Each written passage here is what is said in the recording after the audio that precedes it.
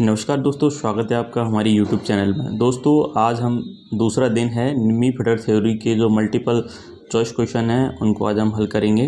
तो दोस्तों हमने पहली वीडियो में 70 क्वेश्चन हल किए हुए हैं, सॉल्व किए हुए हैं, तो आप उनको एक बार वहां जाके देख सकते हैं।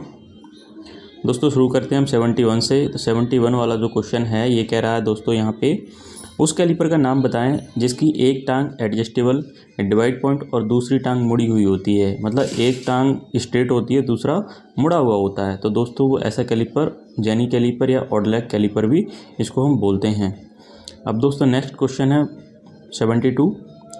सतह गेज में एक्स के रूप में चिन्हित इस भाग का नाम क्या है। दोस्तों यहाँ पे जो ये वाला जो भाग है इसको हम क्या बोलते हैं। दोस्तों इसको हम बोलते हैं स्नग।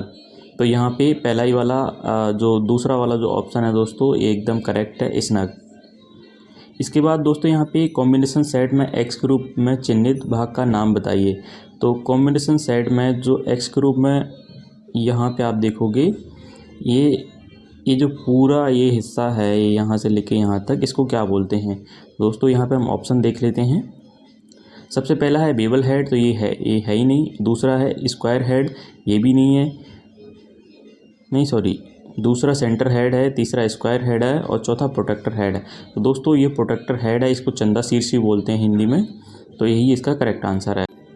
दोस्तों यहाँ पे 74वां क्वेश्चन है, किस प्रकार के डेटम का पालन किया जाता है। मतलब ये जो लाइनें खिंची हुई हैं इनको क्या बोलते हैं। दोस्तों यहाँ पे जो पहला वाला उत्तर है वो एकदम सही है। यहाँ पे इसको एज डेटम बोलते हैं हम। इसके बाद इस समानांतर ब्लॉक का नाम बताइए। तो दोस्तों ये जो यहाँ पे ब्लॉक है, ये जो ब्लॉक हैं इनका नाम क्या है। दोस्तों यहाँ पे हम देखेंगे सॉलिड पैरेलल ब्लॉक है, टेनन पैरेलल ब्लॉक है, एंगुलर पैरेलल ब्लॉक है, चौथा है एडजस्टेबल पैरेलल ब्लॉक। तो दोस्तों इसका जो एडजस्टेबल पैरेलल ब्लॉक है यही इसका करेक्ट आंसर है, क्योंकि आप यहाँ पर देख रहे हो इसमें एक खांचा कटा हुआ है। इनको किसी भी मतलब साइज़ में हम समायोजित कर सकते हैं, इसीलिए ये इसका चौथा आंसर है। अब दोस्तों यहाँ पे 76 नंबर पे हम आ गए हैं। ग्रेड ए वी ब्लॉक के निर्माण के लिए किस मटेरियल का उपयोग किया जाता है। दोस्तों जो हाई ग्रेड के जो वी ब्लॉक होते हैं उनको हम उच्च गुणवत्ता वाली स्टील से तैयार करते हैं। दोस्तों इसका सी ऑप्शन एकदम सही है। अब है 77 दोस्तों, कुंजी मार्ग के कोनों पर पदार्थ को हटाने के लिए किस प्रकार की छेनी का उपयोग किया जाता है। दोस्तों तो यहाँ पे बात करेंगे दोस्तों। सबसे पहला ऑप्शन है आपका फ्लैट चीजल, दूसरा जो ऑप्शन है डायमंड पॉइंट छेनी, तीसरा जो ऑप्शन है दोस्तों यहाँ पे क्रॉस कट छेनी, चौथा जो ऑप्शन है हाफ राउंड नोज छेनी। तो दोस्तों इसका आंसर वैसे क्या होना चाहिए। दोस्तों जो इसका आंसर है वो 77 का सी है, क्रॉस कट छेनी। इसके बाद दोस्तों यहाँ पे 78, किस फाइल में एक दिशा में दांते कटे होते हैं। दोस्तों बहुत सिंपल है, ये जो सिंगल कट जो फाइल होती है उसमें एक दिशा में दांते कटे हुए रहते हैं हमारे। इसके बाद दोस्तों लकड़ी और चमड़े की फाइलिंग करने के लिए किस फाइल का उपयोग किया जाता है। तो दोस्तों यहाँ पे जो हमारी रास्प कट फाइल है उसका हम यूज करते हैं। यहाँ पे क्यों फाइलों की कटिंग फेस को लंबाई में के साइड से थोड़ा सा बेवल किया जाता है। तो दोस्तों यहाँ पे जो क्वेश्चन है वो कह रहा है क्यों लंबाई के कटिंग फेसेस को लंबाई के साइड से थोड़ा सा बेवल किया जाता है, मतलब थोड़ा सा उठा रखा जाता है। दोस्तों पहला ऑप्शन है वर्क पीस पर उचित पकड़ प्राप्त करने के लिए। बी ऑप्शन है दोस्तों इसका फ्लैट सतहों की फाइलिंग आसान करने के लिए। तीसरा है फाइल फेस और वर्क पीस के बीच क्लियरेंस प्रदान करने के लिए। चौथा है फाइलिंग करते समय वर्कपीस पर अधिक दबाव सुनिश्चित करने के लिए। तो दोस्तों इसका जो बी वाला उत्तर है वो एकदम सही है, फ्लैट सतहों की फाइलिंग आसान करने के लिए। इसके बाद ब्लेड की किस पिच का उपयोग कांस्य, पीतल और कास्ट आयरन की कटिंग करने के लिए किया जाता है। तो दोस्तों इसका जो 1.8 है बहुत इंपॉर्टेंट है, इसको याद रख लेना। 1.8 mm की जो पिच है वो कांच, पीतल या कास्ट आयरन या फिर जो हल्के जो कम हार्ड होते हैं उनकी कटिंग करने के लिए इसका उपयोग किया जाता है। अब दोस्तों यहाँ पे 82 है, यदि छेनी का क्लियरेंस कोण बहुत अधिक होगा तो क्या होगा। दोस्तों यहाँ पे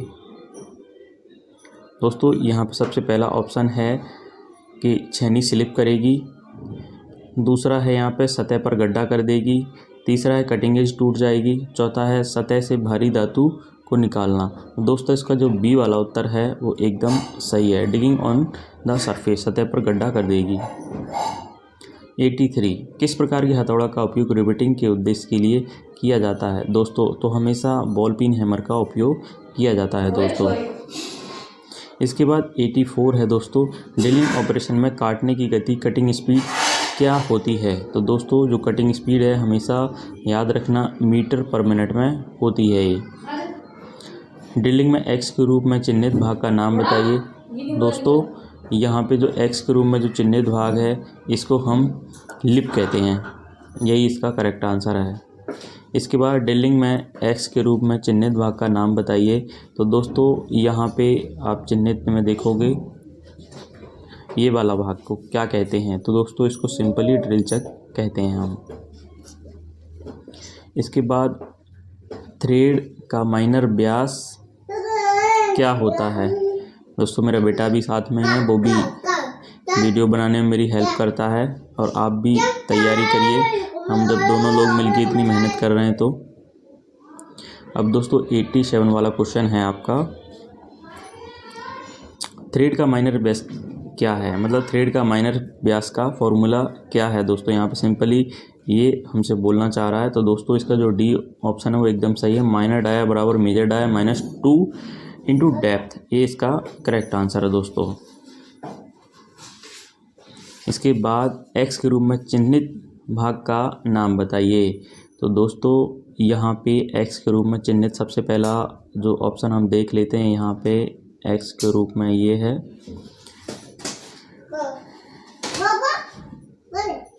तो 88 वाला क्वेश्चन है, इसके ऑप्शन है, पहला है स्पेंडल की मतलब स्पेंडल है, दूसरा स्लीव है, तीसरा थिम्बल है, चौथा स्पेंडल लॉक। तो दोस्तों ये थिम्बल है इसका आंसर। इसके बाद दोस्तों यहाँ पे 89 का बहुत इंपॉर्टेंट क्वेश्चन है, 50 से 75 mm की आउटसाइड माइक्रोमीटर की रीडिंग क्या है। दोस्तों यहाँ से हम देखेंगे इसको। तो इसमें जो पहला ऑप्शन है दोस्तों यहाँ पे 63.63, दूसरा है 63, तीसरा है 63.36 और चौथा है 63.13। दोस्तों इसको हम यहाँ पे देखेंगे। दोस्तों यहाँ पे ध्यान रखने वाली ये बात है कि आप यहाँ पे देखो इसमें क्या लिखा हुआ है, 50 से 75, मतलब अगर कोई भी इसकी रीडिंग आएगी तो इसमें 50 mm तो पहले से ही जुड़ जाना है। दोस्तों यहाँ पे 50 mm तो हम पहले फर्स्ट हैंड में जोड़ ही देते हैं। अब 50 के बाद यहाँ पे मेन स्केल देखते हैं दोस्तों।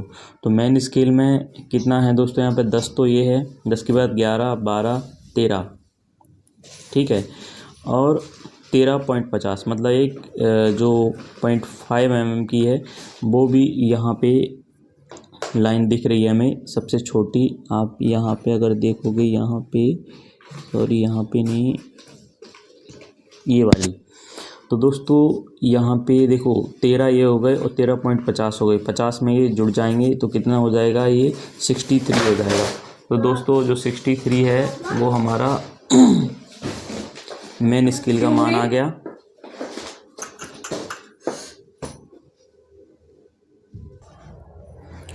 तो दोस्तों यहाँ पे हमने देखा कि ये हमारी जो रीडिंग है अभी 63.50 आ गई है।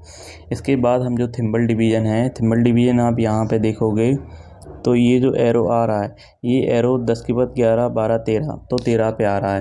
तो दोस्तों यहाँ पे हम जो मतलब पॉइंट में आएगा, क्योंकि इसका हमें मल्टीप्लाई करना रहता है 0.01 से, तो 0.01 से मल्टीप्लाई करेंगे तो ये 0.13 आ जाएगा।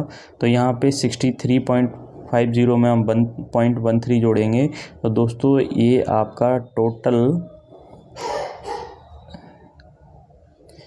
63.63 इसका आंसर होने वाला है दोस्तों। जो पहला वाला उत्तर है वो एकदम सही है।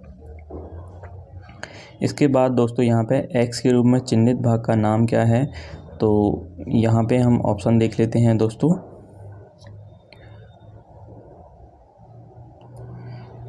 यहाँ पे ये वाला जो भाग है इसको हम क्या बोलते हैं, तो सबसे पहला ऑप्शन यहाँ पे बीम है, दूसरा मेन स्केल है, और तीसरे की बात करें तो फाइन एडजस्टिंग नट है, ये हो नहीं सकता। चौथा है फाइन एडजस्टिंग स्लाइड।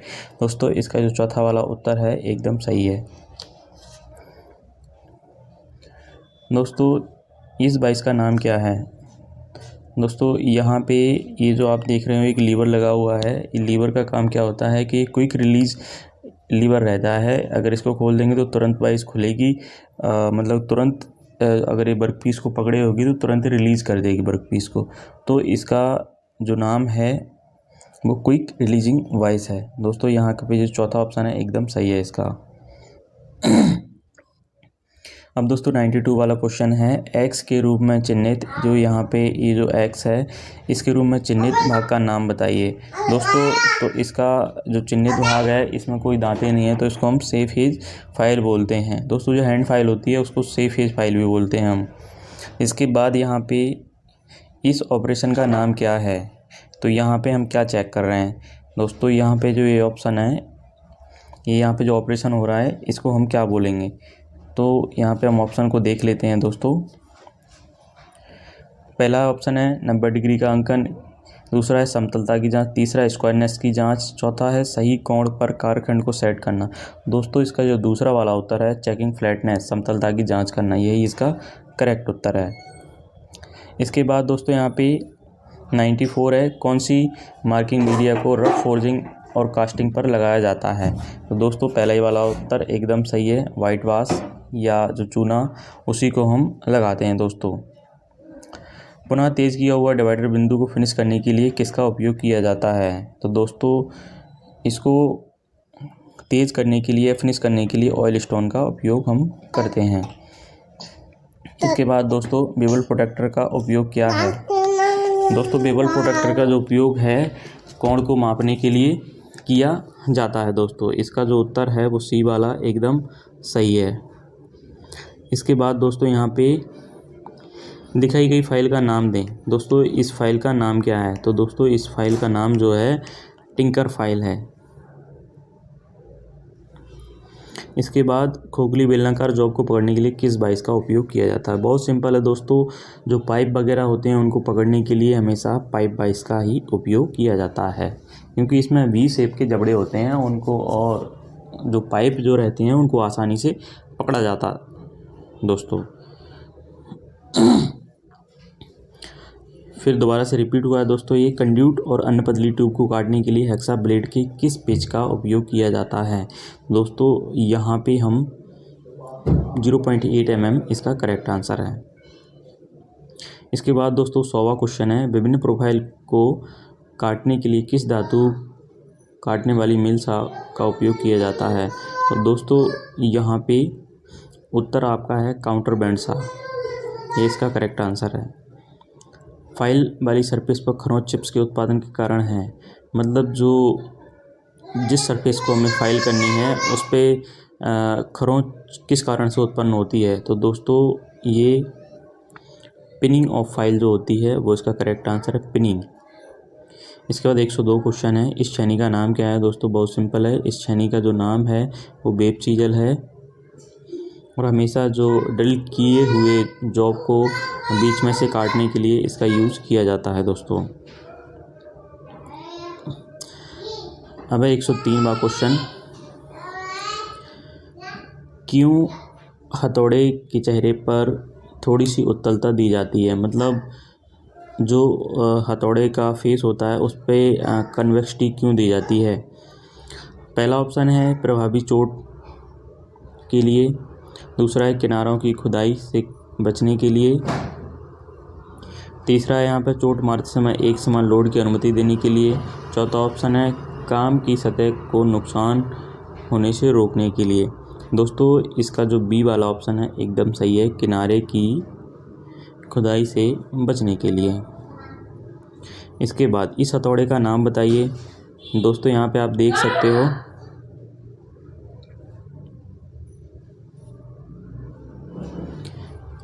इसमें इस हथौड़े का नाम देखो, यहाँ पे आप दोस्तों ध्यान से देखना, इसकी जो पिन है ना, यहाँ पे ये वाली जो पिन, ये पिन क्या है, हैंडल के क्रॉस में है। अगर हैंडल से अगर ये सीधी होती ना तो ये आपका स्ट्रेट पिन हो जाता। अब ये क्रॉस पिन है तो इसका क्रॉस पिन इसका सी पे है, इसका सी उत्तर एकदम करेक्ट आंसर है दोस्तों। इसके बाद यहाँ पे चिपिंग करते समय छेनी के अक्ष और जॉब की सतह के बीच के कोण का नाम बताइए। तो दोस्तों ये जो कोण है वो डी वाला है, एंगल ऑफ इंक्लाइनेशन, ये इसका करेक्ट आंसर है। इसके बाद दोस्तों धातु की वह प्रॉपर्टी जो टूटने से पहले कोई स्थायी विकृति की अनुमति नहीं देती है। मतलब ऐसी कोई, जैसे कांच को हम फोड़ेंगे तो कोई मतलब आकृति पैदा नहीं होती है, तो वह गुण होता है ब्रिटलनेस, या इसको हम भंगुरता भी कहते हैं दोस्तों। गहराई माइक्रोमीटर में एक्स के रूप में चिन्हित भाग का नाम बताइए। दोस्तों यहाँ पे जो डेप्थ माइक्रोमीटर है, इसमें ये वाला जो भाग है इसको हम क्या बोलते हैं। तो दोस्तों ऑप्शन देख लेते हैं। पहला कैप है, दूसरा लॉक है, तीसरा स्टॉक, चौथा है थिम्बल। तो दोस्तों इसका जो लॉक आंसर है वो एकदम सही है। इसके बाद क्यों हैंड टैप लीड को चैम्पर किए जाते हैं। तो दोस्तों सबसे पहला उत्तर इसका एकदम सही है, अलाइनिंग के लिए। इसके बाद 109 है, इस ड्रिलिंग मशीन का नाम क्या है। दोस्तों ये पोर्टेबल ड्रिलिंग मशीन है, फिर भी हम ऑप्शन देख लेते हैं। तो pillar drilling machine, gang drilling machine, bench drilling machine, radial drilling machine. दोस्तों इसका जो पहला वाला उत्तर वो एकदम सही है, पिलर ड्रिलिंग मशीन है ये।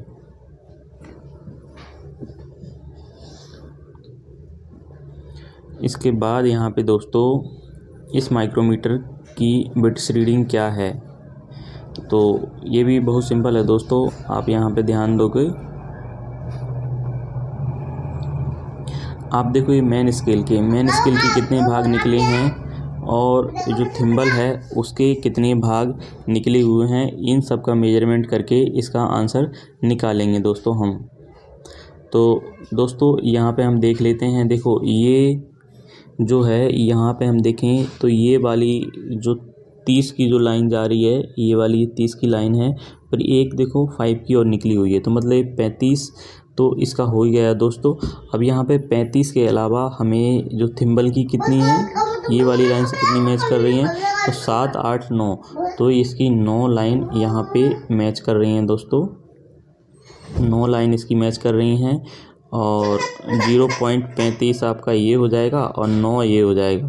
तो दोस्तों इसका ये वाला उत्तर एकदम सही है। अब दोस्तों यहाँ पे बर्नियर बेवल प्रोटेक्टर की सटीकता क्या है, मतलब बर्नियर बेवल प्रोटेक्टर की एक्यूरेसी क्या होती है, या हम बोलें कि इसका लीस्ट काउंट क्या होता है। दोस्तों इसका जो लीस्ट काउंट है वो 5 मिनट होता है। 5 मिनट की परिशुद्धता में कोण का मापन करता है दोस्तों। अब दोस्तों यहाँ पे इस बर्नियर कैलिपर की रीडिंग क्या है वो हम निकालेंगे। दोस्तों यहाँ पे आप देखोगे ये जो मेन स्केल है हमारी, यहाँ पे आप आओगे तो मेन स्केल के देखो कितने भाग पे ये छोटी स्केल है, तो आप यहाँ पे देखोगे 35 भाग इसके निकले हुए हैं।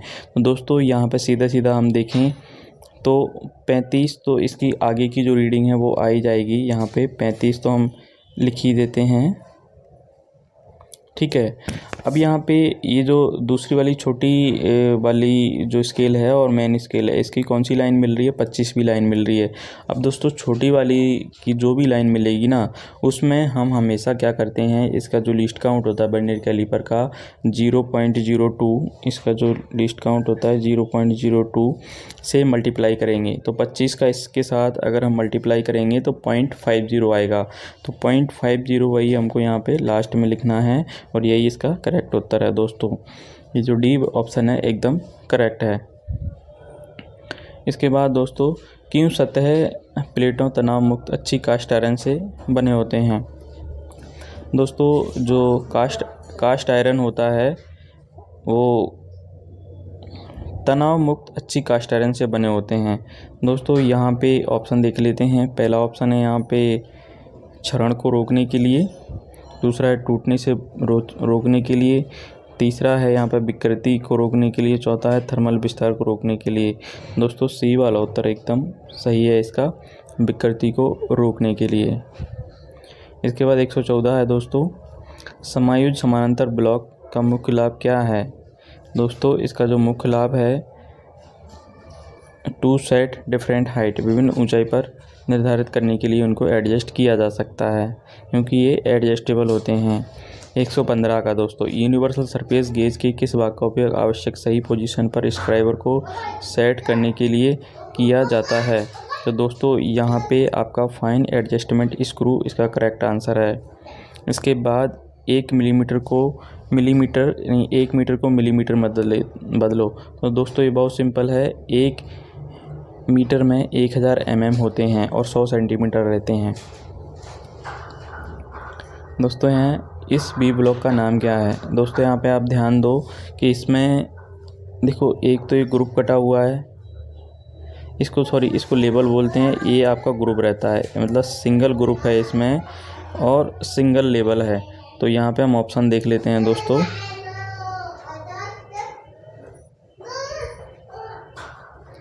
तो दोस्तों, ये है आपका जो दूसरा वाला ऑप्शन है, single level single group B block, ये एकदम करेक्ट आंसर है।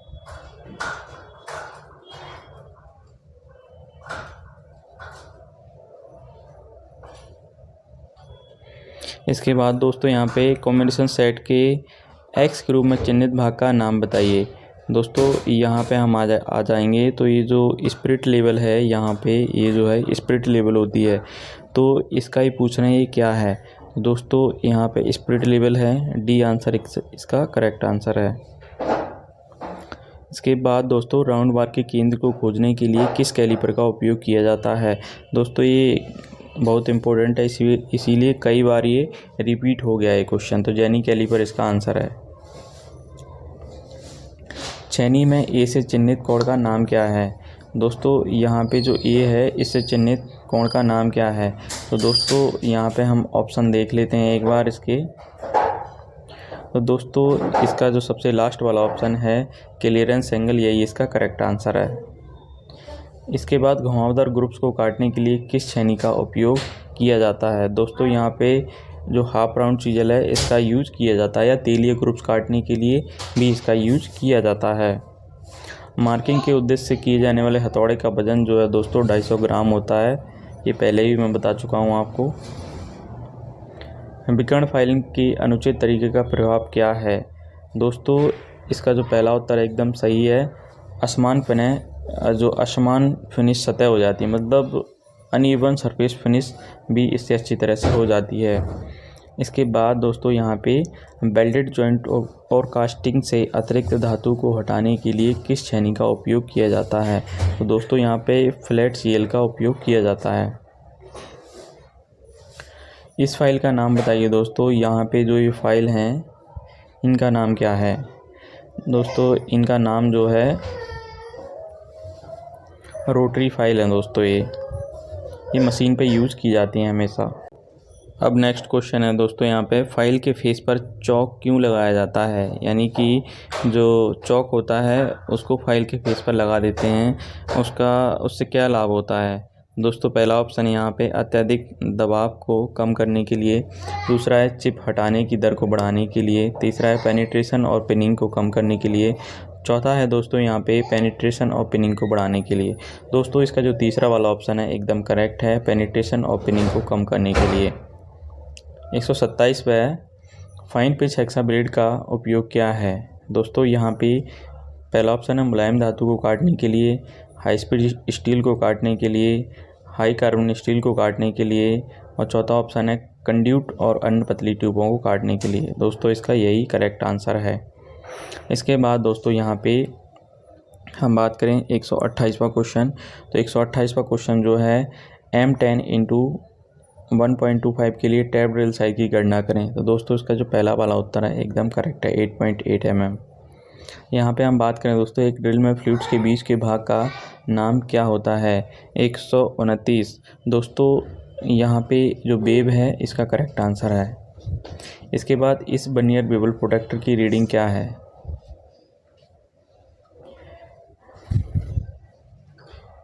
दोस्तों यहाँ पे हम बात करें तो इस वर्नियर बेवल प्रोटेक्टर की रीडिंग जो है 157 डिग्री 30 मिनट है। इसके बाद दोस्तों बाहरी माइक्रोमीटर का कौन सा भाग मापने की सतह के बीच एक समान दबाव सुनिश्चित करता है? बहुत इंपॉर्टेंट क्वेश्चन है दोस्तों, ये आपका रेचेट स्टॉप होता है। इसके बाद वर्नियर हाइट गेज का कौन सा पार्ट मुख्य स्लाइड का एक इंटरनल पार्ट होता है? दोस्तों 132 वाला जो है इसका आंसर जॉ है। इसके बाद माइक्रोमीटर का सिद्धांत क्या होता है? बहुत इंपॉर्टेंट है दोस्तों, ये स्क्रू और नट के सिद्धांत पर काम करता है। ये डेप्थ माइक्रोमीटर द्वारा ज़्यादा रेंज की गहराई को मापा जा सकता है किससे? लंबी स्लीव के द्वारा, लंबी स्पेंडल के द्वारा। इसके बाद तीसरा ऑप्शन है समायोज बेस के द्वारा। चौथा है एक्सटेंशन रॉड के एक सेट के द्वारा। तो दोस्तों एक्सटेंशन रॉड से ही ज़्यादा लंबी गहराई को हम माप सकते हैं। इंच माइक्रोमीटर में इसकी रीडिंग क्या है दोस्तों? दोस्तों इसकी रीडिंग जो है 0.787 है। इसके बाद दोस्तों यहाँ पे 136 बार मापने के दौरान बेवल प्रोटेक्टर का कौन सा हिस्सा इंक्लाइंड सतह के कांटेक्ट में होता है? दोस्तों 136 बार है ये, और इसका आंसर है दोस्तों सी, ब्लेड होता है। ड्रिलिंग मशीन में कौन सा भाग विभिन्न गति प्राप्त करने के लिए प्रयोग किया जाता है? दोस्तों जो स्टेप पुली है वो इस ड्रिलिंग मशीन में हमेशा यूज़ की जाती है विभिन्न तरह की गति प्राप्त करने के लिए। इसमें है पेडेस्टल ग्राइंडर में एक्स के रूप में चिन्हित भाग क्या है? जो ग्राइंडर होता है इसमें यहाँ पे जो एक्स के रूप में है ये वाला, इसको हम क्या बोलते हैं? तो दोस्तों यहाँ पे ये टूल रेस्ट बोलते हैं हम इसको। तो इसका जो पहला वाला ऑप्शन है एकदम करेक्ट है। 139 वाला है इस फाइल का नाम बताइए। तो दोस्तों इस फाइल का जो नाम है वो रास्प कट फाइल है दोस्तों आपकी, जो चमड़ा, लेदर और जो हल्के मटेरियल होते हैं उनको काटने के लिए यूज़ किया जाता है या रेतने के लिए किया जाता है। अब लास्ट क्वेश्चन है दोस्तों, अगर 22 हैंडल को ज़्यादा टाइट कर दिया जाए तो क्या होगा? तो दोस्तों अगर 22 का हैंडल ज़्यादा टाइट कर देंगे तो कठोर जबड़े की क्षति तो नहीं होगी, फिक्स जबड़े की क्षति भी नहीं होगी, मूवेबल जॉ भी क्षति नहीं होगी। तो 140 का पहला उत्तर एकदम सही है दोस्तों। स्पेंडल इसका डैमेज हो जाएगा और फिर ये 22 सही से खुलेगी ही नहीं और ना ही बंद होगी। दोस्तों आज के लिए इतना ही काफ़ी। कल की जो वीडियो थी उसमें मैंने 170 क्वेश्चन सॉल्व कराए थे, 170 नहीं सॉरी 70 क्वेश्चन, और आज 70 फिर कराएँ तो 140 हो गए करीब। दोस्तों ये 1000 क्वेश्चन की पूरी सीरीज़ है। आप अगर इसको अच्छे से याद कर लेते हो तो आपको कोई भी एग्ज़ाम आप दे लेना तो 50 से 60% क्वेश्चन यहीं से आते हैं। ये निम्मी पैटर्न के, ये निम्मी की क्वेश्चन बैंक है। ये इतनी इम्पोर्टेंट है कि जो ITI जो स्टूडेंट कर रहे हैं उनके लिए बहुत ज़्यादा फ़ायदेमंद है। अभी जो CBT एग्ज़ाम हो रहे हैं सभी इसी में से ही बन रहे हैं। दोस्तों अगर चैनल पर नए हो तो हमारे चैनल को सब्सक्राइब कर लीजिए और वीडियो को लाइक एंड शेयर कर दीजिए। धन्यवाद।